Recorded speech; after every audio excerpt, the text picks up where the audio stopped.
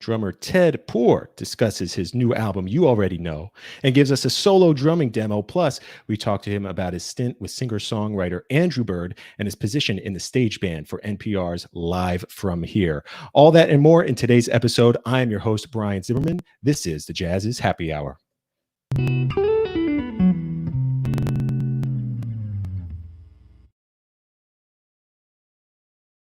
All right, and welcome to the Jazziz Happy Hour. You know, normally I pour myself a cocktail for each one of these episodes, and again, I was a little bit of a time crunch. Fortunately, my 3-year-old daughter stepped in. She made one for me. Here it is. Here it's rainbow tea and fairy dust, and it's delicious. Gets you tipsy too. Anyway, we have a great show in store for you. Like I said, Ted Poor is here. His new album, You Already Know, was released on Impulse in February. We're going to talk to him about that. He's going to be doing some drumming for us too. And before we kick things off, I just want to take a second to quickly thank this episode's sponsors. They include Blue Sound. This is an award-winning high-res wireless sound system that lets you play music in any and every room throughout your home. It's one of those systems, you know, you can have a speaker in the kitchen and the living room and the bedroom, bounce a song from room to room. You can control where, at what volume, and when the music plays with the free Blue OS app for your smartphone, tablet, or desktop computer. And that is it. Getting the kind of audiophile grade sound system that every jazz fan deserves has never been easier. You can learn more at bluesound.com or at our website, jazziz.com, where we have put together a Blue Sound buyer's guide. All right, as I mentioned earlier, my guest, drummer Ted Poor. Ted can really do it all when it comes to drumming. He has performed with the visionary avant-garde trumpeter Kong Vu, who some of you know from the Pat Metheny group. He's also performed with singer-songwriter Andrew Byrd. And if you are familiar with the NPR show Live From Here, Ted is in the pit band for that show, playing alongside the host, Chris Thile, excellent mandolinist, for such guests as Paul Simon. And so many more. He's also professor of jazz at the University of Washington. His new album, You Already Know, was released in February on the Verve imprint New Deal in conjunction with Impulse Records. Yes, that Impulse Records, as in John Coltrane Impulse Records. Groove is really front and center of this album, but it really takes on some interesting angles the more you listen to it. It's got a little bit of that Ornette Coleman vibe, a little bit of that Brian Eno, Philip Glass minimalist vibe. And there's some real just Elvin Jones slashing away on the drums. It's awesome. I've been spinning it a lot. He's going to be talking about it. And like I said, doing some drumming demos for us. By the way, before we get into the conversation, if you have any questions for Ted or for me, feel free to ask them wherever you're watching, Facebook or YouTube, or just drop a line. Say hello. We'd love to hear from you. Anyway, with that out of the way, let's go ahead and welcome today's very special guest, Ted Poor. Ted, you there, man? I'm here. Hey, Brian. Hey there. Looking good. Thank you. You too. Like the sweater? Thank you. Yeah. Thank you. I put on my John Coltrane shirt just for you, brother. Oh, that's a good one. Thanks, man. How you doing? We're talking, you are in Seattle. Yep. How you been holding up? That's always my first question to our guests, is just, how are you holding up through this thing? What have you been doing to get through? Have you binge watched Tiger King yet? All that stuff. What's going on with you, Ted? Good question. No, I stayed away from Tiger King. We're doing okay. You know, all things considered, we're well. I'm here hunkered down with my family. There are ups and downs, as I'm sure there are for all of us. And just trying to take it one day at a time. It's a strange time. The days do seem to run together, but there are spurts of creativity and inspiration. So just try to run with that, and then endure the valleys that inevitably follow that. You know, for sure, man. And listening to a lot of music too. I've been listening to your album a whole bunch today. I love the vibe, man. And I mentioned earlier, you are so versatile as a drummer. You've done everything. This is your debut album as a leader, formal debut as a leader, right? Yeah. You know, there's so many directions you could have chose from, because you could do it all. Like a large ensemble thing, a jazz's trio thing. I love the kind of pared down, intimate vibe you were going for. Can you maybe briefly tell me what was the sound you were trying to capture with this, your debut album? Yeah. Well, I mean, first and foremost, I wanted the drums to speak clearly and be at the forefront of the sound. And, you know, I believe that the drums can provide melody and harmony very clearly, but we often compete with instruments that do that in a more direct sense, I suppose, you know. So I wanted to just preserve the space around the drums for this record, and to have an occasion to tune them, you know, in a particular way for each song, and and just present them and let them resonate and do what they want to do naturally. That combined with a good beat and then a good melody, and kind of just keep it, the simplicity of that intrigued me. And from that, our ears go and find what they need, I think, and our imaginations hopefully have the space to run wild and add our own music to what you're hearing on the record. So I think we accomplished that. Totally, man. And just like you said, when the drums are that exposed like that, and kudos to your engineer and mixer who just made your drumming sound like impeccable. Such a great acoustically, it's a beautiful, you could hear the room, you could hear the depth. And just like you were saying, it places an emphasis on the melodic aspects of the drum, the harmonic aspects of the drum, to the extent that when you're laying into a groove, entering this almost kind of hypnotic state with the groove, you see it change, you hear it morph acoustically.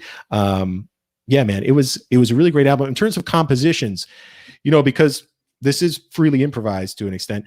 Were you coming to the recording studio with charts? Your collaborator, Andrew Dangelo, right? Yeah. In a lot of ways, this record just came out of Andrew and I. Actually, we played a set of improvised music in Seattle a few years ago, and it was one of those sessions where we got together on stage with no rehearsal, and it felt as if we'd been rehearsing for a long time.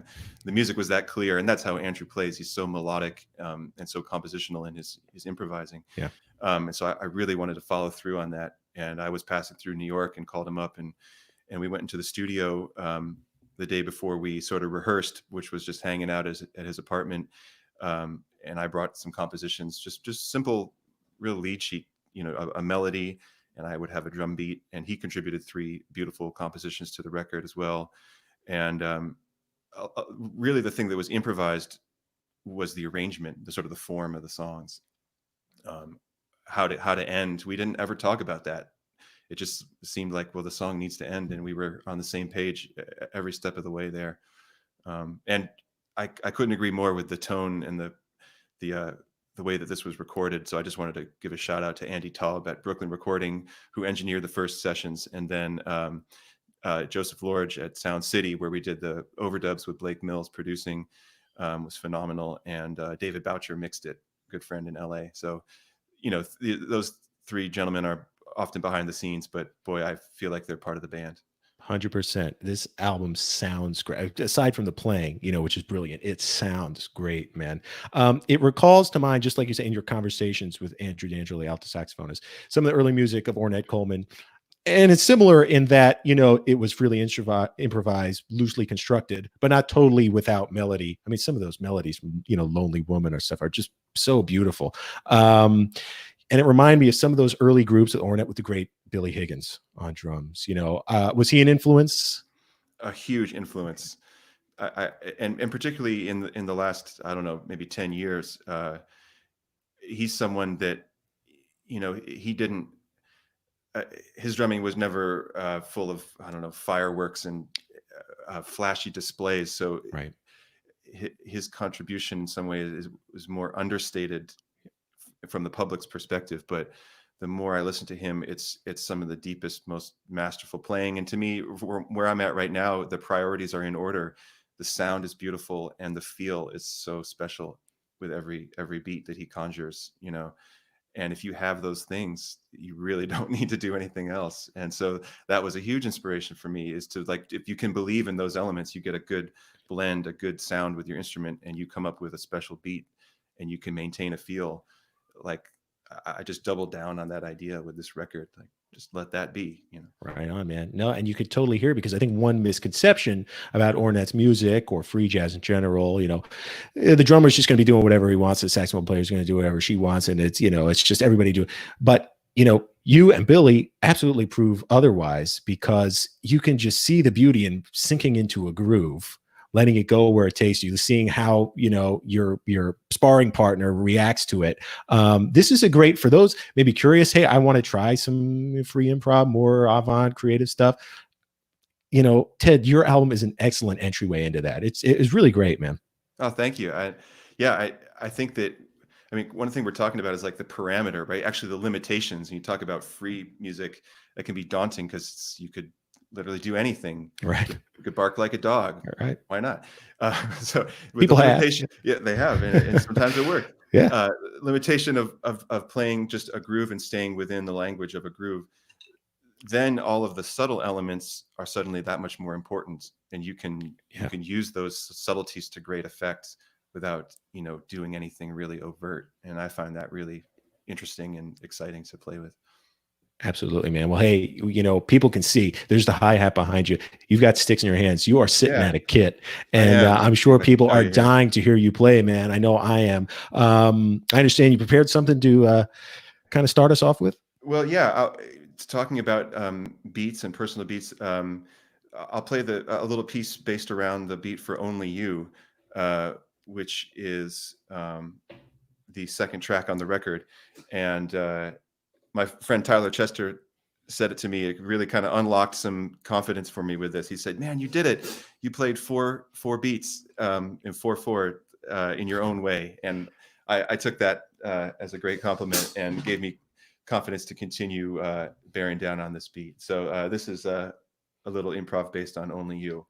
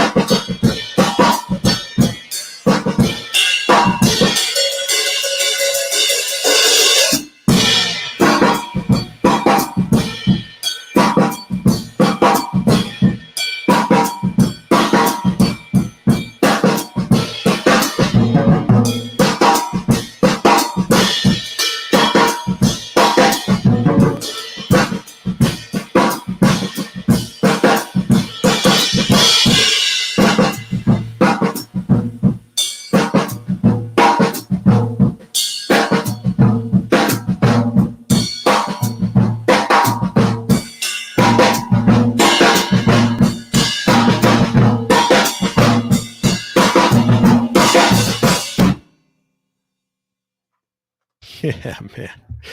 Yeah, man. That was awesome. Oh, That thanks. is a great cut from the album too, and that's where Andrew D'Angelo, the alto saxophone, is playing this really just like it's like a minor third, kind of like this repetitive riff, and you guys get into such a good groove, and to just put that in perspective, how cool that was, for people listening. I mean, that's that 4/4 beat, like you mentioned, is something that's just like ingrained into our musical DNA, our musical subconscious. We've known it since the Amen break, by Gregory Coleman. It's the backbone of every hip hop song. And it's the kind of thing that just sinks into your soul and makes you want to move. And for you to put an original spin on it, like that, the way you did, it's a major creative feat, man. So kudos to you. And it was a pleasure to listen to, dude. Oh, thank you. I mean, and who knows if I actually did it. There might have been lots of people that played that before me, but the point is, it felt new to me, and Yeah. that's something we need. Is like we need to come to our convictions and say, like, hey, I have something to say. I believe in this, and I want to tell you about it. Totally. Solo drumming, man. It's such an art form, because or even drum solos in a jazz context, they could be unforgiving, man, because they're the only instrument that we make solo without any accompaniment, or rarely any accompaniment. Yeah. It's okay, give the drummer some. And they've got to do whatever they've got to do. And a great drum solo is like jaw on the floor, riveting. A mediocre one, that's when people start checking their watches sometime. You are a teacher, of jazz drums. As you communicate to your student, what makes for a really effective drum solo? The kind where people are just leaning forward in their chairs, Well, yeah. I mean, you're right that. I mean, the drums can be so orchestral. We have such a range of sound and dynamic. So a good drum solo, I think, is part of the greater structure of the composition, and there's a number of ways you can go with it. So it's about identifying what you think should happen next in the song. Really being in touch with what came before it in the track, and what can you provide now that we want to hear. Basically, that could be something that's in time, that were you playing over the song form and referencing the melody, or as plenty of master drummers will take that as an opportunity to take a detour, maybe let go of the tempo and play in a different way. Both can be really effective. Totally, man. And for the new album, you had to get creative, not only in terms with, manipulation of rhythms, but also the sound. And you got really creative sonically. Tell me about the thing you did with the piano on which track was it?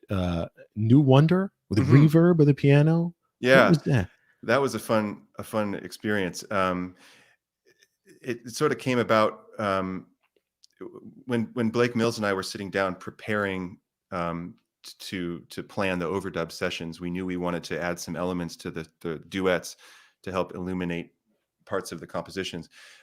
We were just making like a wish list of what sounds, instruments we might hear stepping forward to help out. And on that song, we thought of some kind of shimmery high sound, doubling that 3-note motif that Andrew plays. That's one of his songs. And so I transcribed his performance of the song and learned it on piano myself, which was really challenging, because it kind of comes across as simple on the surface. It's these two triads that just sort of go back and forth between one another. But the way he plays it against my tempo, he's sort of speeding up and slowing down in a way that's just very like a elastic band, Yeah. And so I had to really learn that by heart. And then we went to Sound City, and I played that on piano, and we sent the sound of the piano to the echo chamber and recorded its return. And then we removed the sound of the acoustic piano, and we're left with just the halo of the echo chamber, but in time. Right. The piano's echo chamber in time with Andrew's saxophone. Yeah, no, it was a super cool effect, man. And Blake Mills, is Blake Mills? Blake Mills, yeah. Blake Mills again. So he's the producer of this disc. Yeah, he. I guess we're co-producers. Co-producers, yeah. Yeah, when the record deal came together, we had these duets, just sort of naked duets, and Blake and I discussed if we're going to put this record out, what should we leave it as duets, or do you think we could add some elements without? We didn't want to take the focus away from the two instruments, so Blake stepped in and produced the overdubs, and oversaw the whole record coming together. Right on. Yeah, because strings are on this record as well, Yeah. including an appearance by Andrew Byrd, one of your collaborators.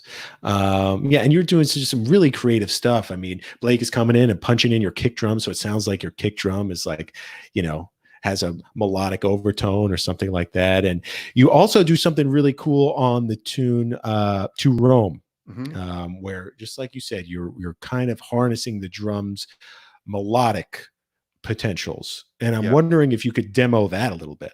Yeah, sure. Yeah, that song is a blues form. One thing I was doing at the time was just writing songs that were variations on blues form, and so it has a chord progression that's similar to a 12-bar blues, but with some developments there. And then the melody really comes from this riff on the drums, which is 3, 4.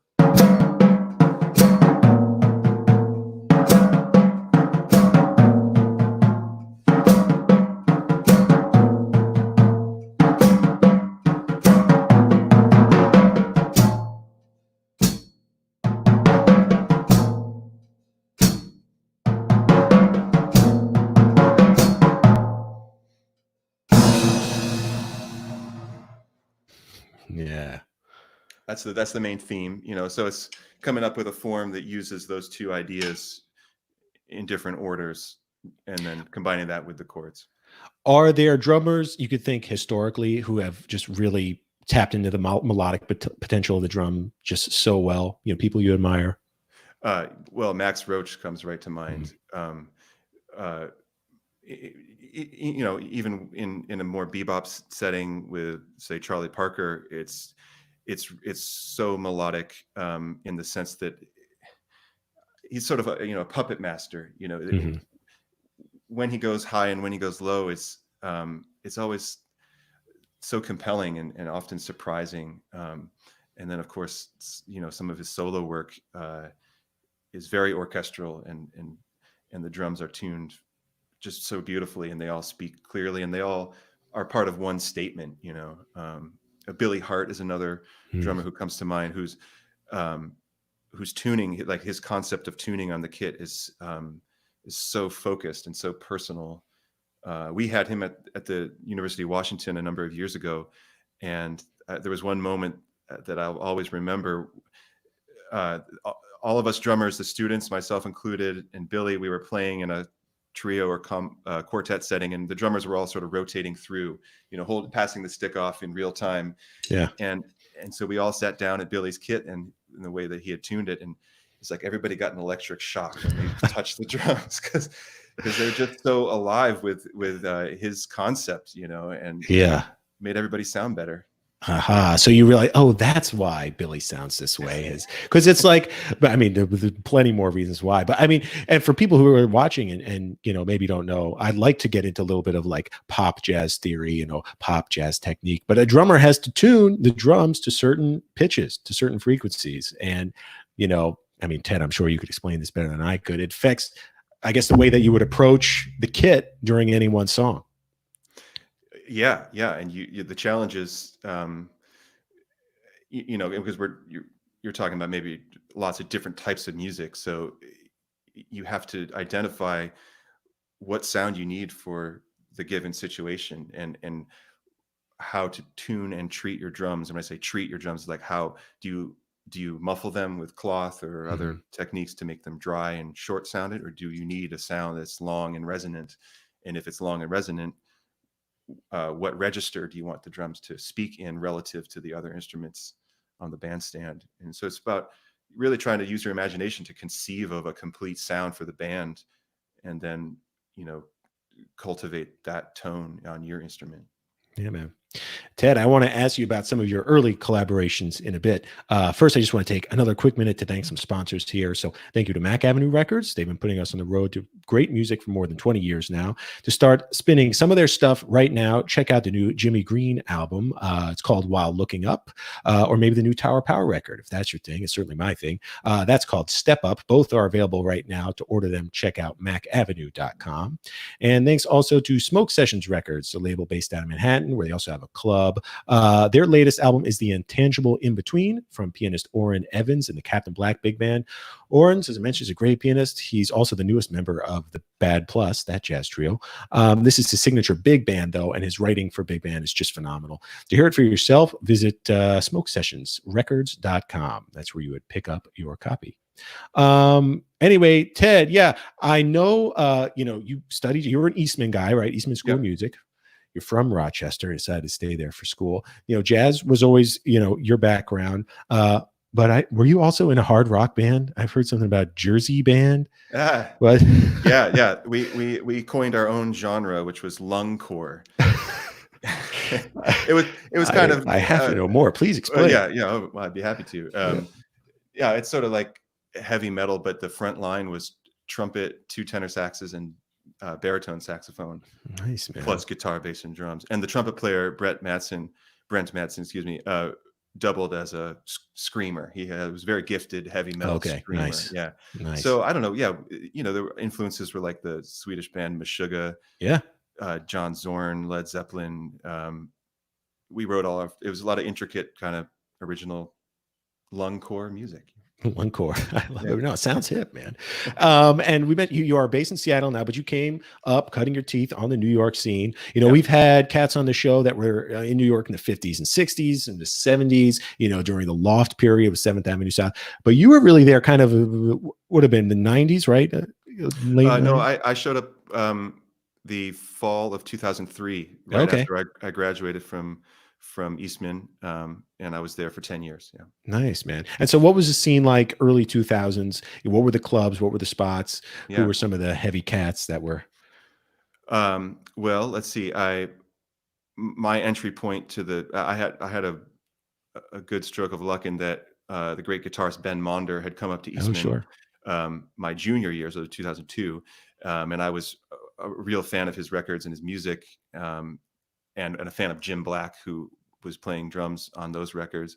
And so I got to play some trio with Ben, with my good friend Ike Sturm on bass. And Ben and I hit it off, and we kept in touch. And through Ben, I met Stomu Takeshi, who's a great electric bass player, who was Kung Vu's bass player at the time and still is.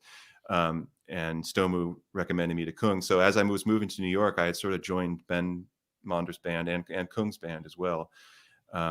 And so at that point, then we were in, playing clubs like the 55 Bar, Cornelia Street Cafe, Tonic.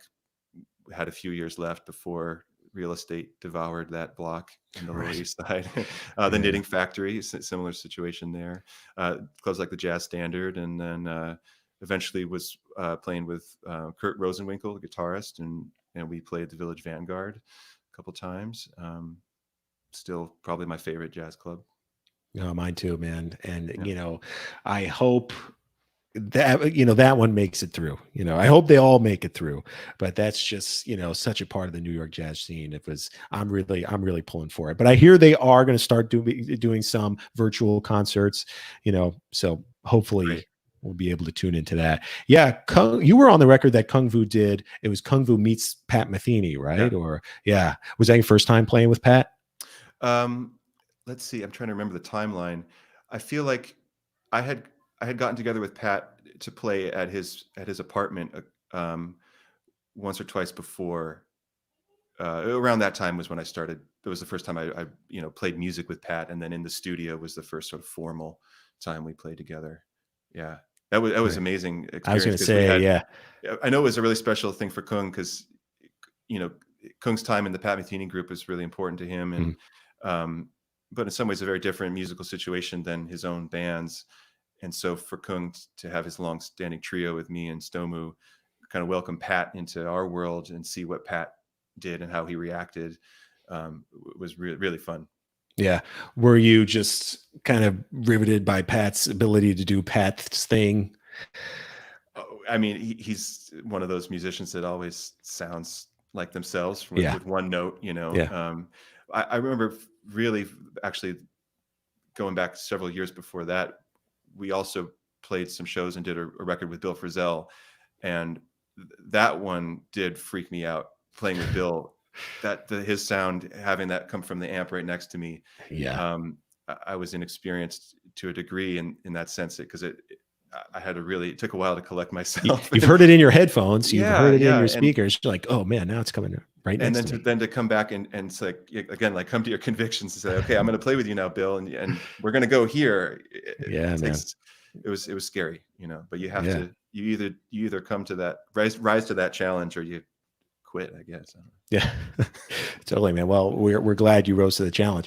You have played, outside jazz as well. Andrew Byrd, being a major collaborator, a multi-instrumentalist, does a little bit of everything. It's hard to categorize Andrew Byrd. But how did you two meet? We met in New York. I was playing with a great bass player, Todd Sikafus. Okay. And Todd writes wonderful instrumental music. And Todd and Andrew knew each other from a while back, and Andrew was coming through town. I don't believe he was living in New York at the time. And we had a gig at LPR, Le Poisson Rouge, Right. in the East Village, and on Bleecker Street there. And so Andrew was sitting in with us for the gig, and we rehearsed once with him. I didn't know anything about him. I was really a jazz head at that point, completely. And here comes this guy whistling and playing violin and sounding amazing, but it was some different vocabulary, It was a great show, and that was that. And apparently, as Andrew would say, he just took note of that experience. And I don't know, 4 or 5 years later, he was changing up his band, writing new songs. And he had always thought that he would give me a call to try it out, So I was living in Seattle at that point, and I would just go down to LA and got together with him and Alan Hampton, his current and longtime bass player, and we hit it off. And we've made 2 records together now. Awesome, man. Was he also the connection then to Chris Thile, and then eventually Live from Here? Yeah. It's interesting to see how this stuff unfolds. In a way, you kind of don't have control over it. Early in my time in Andrew's band, Chris was just offered some guest hosting spots from Garrison Keillor, which was a Prairie Home Companion at the time, and that one of those first guest host spots, the guest musicians were Andrew Byrd and Paul Simon. And so I came with Andrew and joined Chris Thile and a couple other guys from Punch Brothers, Paul Coward on bass, and Critter Eldridge, and it actually might have been the whole band on that one. And so we sort of combined to make a group that backed up Andrew and Paul. Then Chris got the show and was putting together a somewhat regular band after that, and I got the call for that. So no, it's incredible, man. And I love Paul Simon. How was he at running the ship during rehearsal? Was he so inspiring? I can imagine. He was he came in meaning business, but we had if I say so, a pretty good band together, and we were well rehearsed. We knew his record versions of the songs and some live versions, and he came in, and he wasn't interested in hearing our versions of his songs. He really wanted to hear each element and hear what he had to work with specific to this group of musicians and their sounds. And he wanted to taste each ingredient. Sure. Yeah. And so he really built the arrangements up in the moment based on what he was hearing, and all the while delivering just one special vocal and guitar performance after another. Cool, man. He really, the thing that struck me about him is that he really was clearly hearing everything. Nothing was getting past his ears, even down to what cymbal I played in what section. He'd say, "Hey, what if you play that one?" It's just mixing, just hearing everything. Yeah. That's awesome, man. And that leads me to my next question. You coming from the jazz background into all of a sudden you're immersed via Andrew Byrd into this world of kind of a singer-songwriter. Were you learning or relearning things about how you play the drums in these settings? Well, both, I guess. I had the sound of, like, from a kid, as a kid, in addition to jazz records, my parents played some great classic rock records, the band. So I had Levon Helm's sound in my ears from an early age, and he continues to be a hero.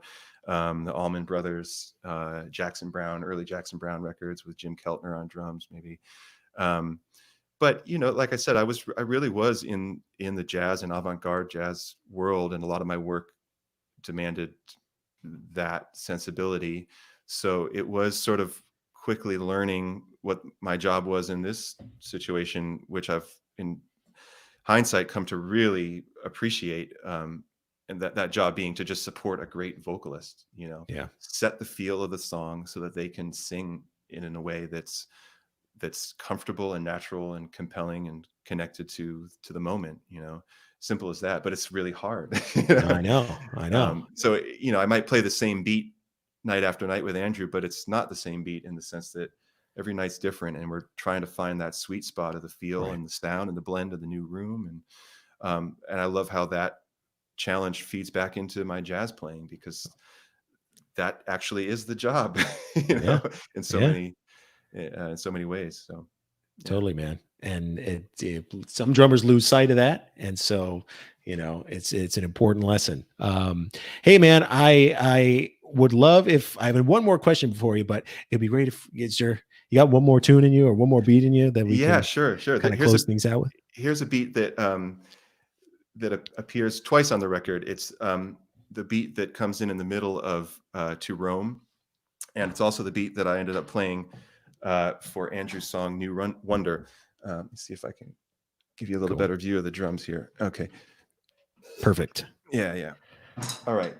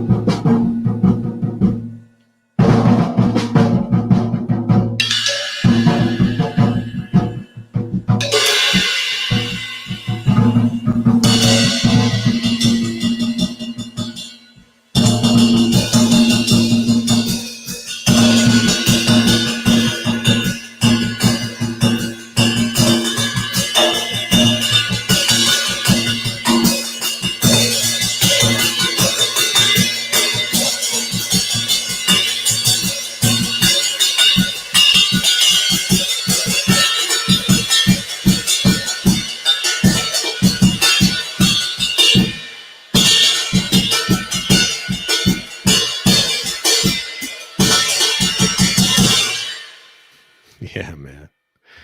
Yes, that one sunk in deep into your bones. Very cool. And so that was that, like you mentioned, that pops up in the tune To Rome. Yeah. Right. From, again, the new album you already know. Been out since February. Go I stream got it right here. Look at this. Yeah. Nice, man. And then where was the other? That was a beat for what Andrew Byrd song? I'm just curious if people want to go hear it in the wild. Oh, sorry. No, it's for Andrew Dangelo's song New Wonder. So also on the record. Yeah. And for that, Andrew wanted something driving and steady that he could push against. So he, like I said, Yeah. he could make his melody kind of lag behind or step forward. And so that was a beat that I had already written for myself, and we just sort of Sweet.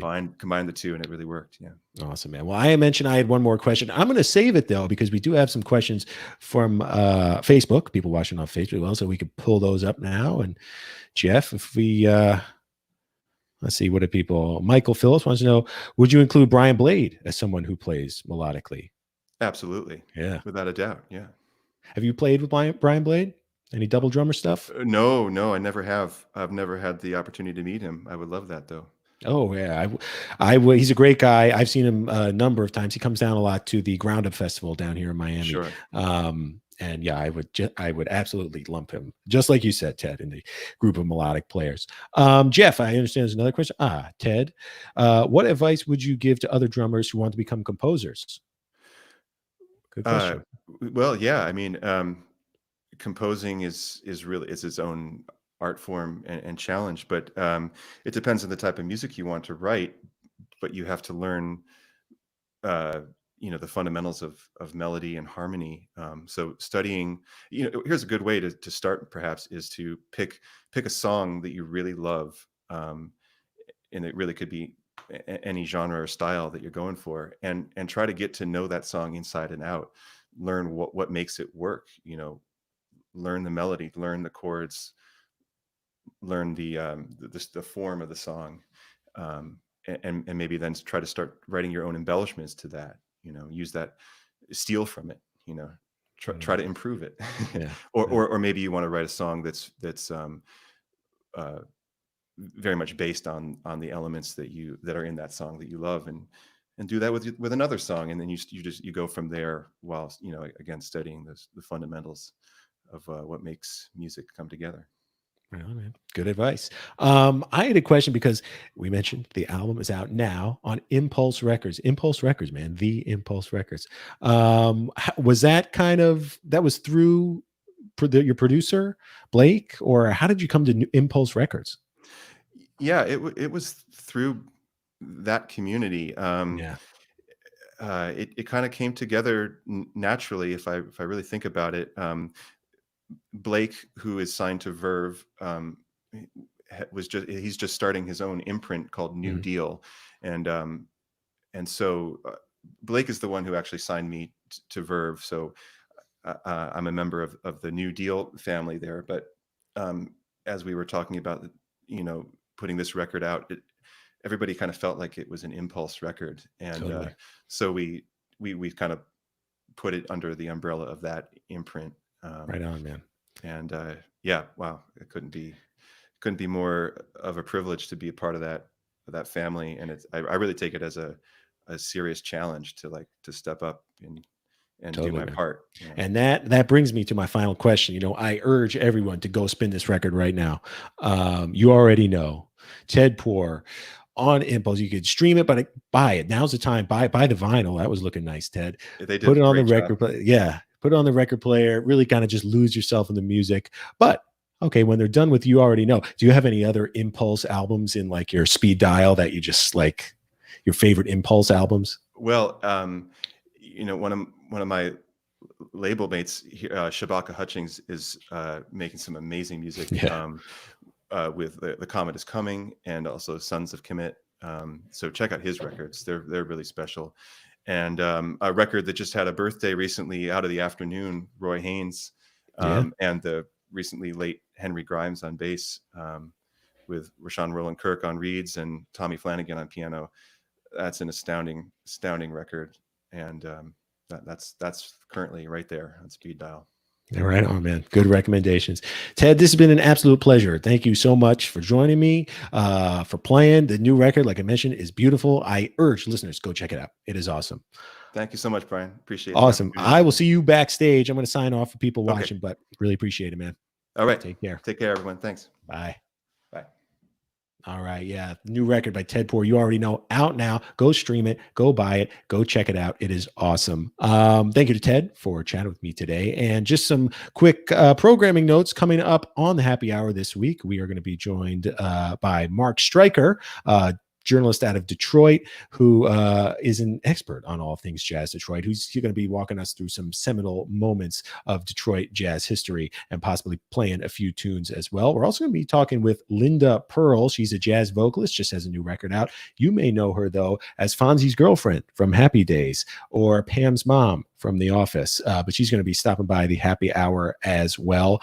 Wanted to remind you also real quick, we're running a special subscription offer right now for just 99 cents for 3 months. You can receive unlimited digital access to all of the subscriber-only content on Jazziz.com, and there's tons, Q&As, reviews, columns, everything. 99 cents per month for 3 months gets you unlimited digital access, plus will enroll you to receive our forthcoming print issue. It's coming out in June 2020. It is our summer issue, and it is all about fusion. All about fusion. We have a wide-ranging interview with Chick Corea in there. We talked to some young fusion players who are keeping the fusion flame alive. We've got essential fusion recordings. It's really a great issue, and we're super proud of it. Again, 99 cents for 3 months will enroll you to receive that issue. Also, independent artists. If you have a lot of people are releasing new music right now, they always ask me, hey, how do I get it in front of Jazziz editors? How can I get it into their inbox? Do I send a physical copy? What do I do? This is the answer. You go to jazz.com, click submit your music. That brings you to the inside track page. You just submit everything about your album, the album name, the personnel, the track listing. You could send us a link to Bandcamp or SoundCloud. It comes directly to my inbox. It comes directly to our online editor's inbox. It comes to every editor's inbox. And I promise you, we listen to this music, we check it out. We also put it up on our site for you viewers to check out. If you want to listen to a new jazz band from Siberia or Tokyo or every corner of the world, you can browse all this music as well. But you never know. Your inside track could end up as a song of the day post on our site, as a song in our weekly playlist, in the pages of our magazine, or on this very video podcast. So independent artists and friends of independent artists, I urge you, check out the Inside Track program. Anyway, that'll do it for me today on the Happy Hour. Thank you again for joining me. We will see you tomorrow. Have a great day, everyone. Bye.